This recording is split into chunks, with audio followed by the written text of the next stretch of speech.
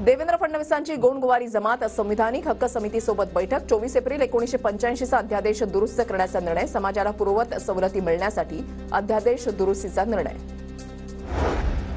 मुंबईत सकाळपासून लोकलची वाहतूक सुरळीत सुरू मोटरमनच्या आत्महत्येनंतर काल 150हून अधिक लोकल रद्द झाल्या होत्या नाशकातील राष्ट्रवादी भवन मिळवण्यासाठी शरद पवार गट कोर्टामध्ये जाणार मुंबई नाका परिसरातील कार्यालयावर अजित पवार गटाने दावा केल्याचा आरोप भाजपा आमदार संजय कुटे यांच्या विरोधात बुलढाण्याच्या तामगाव पोलिसांमध्ये तक्रार दलित महिला सरपंच इंगळे यांचा कुटेंवर तुच्छ लेखून अवमान केल्याचा आरोप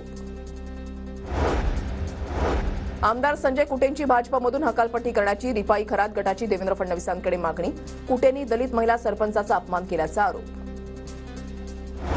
प्रस्तावित नाशिक पुणे रेल्वे मार्गामध्ये बदल नाशिक पुणे हायस्पीड रेल्वे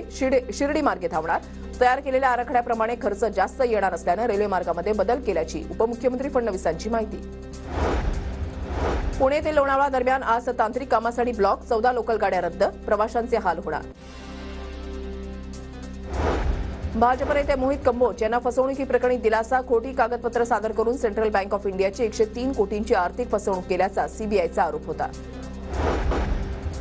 रत्नागिरीमध्ये आंब्यावर थ्रिप्स आणि तुडतुड्या रोगाचा प्रादुर्भाव प्राथमिक अहवाल कृषी विभागाकडे सादर औषध फवारणीसोबत खबरदारी घेण्याचा कृषी विभागाकडून सल्ला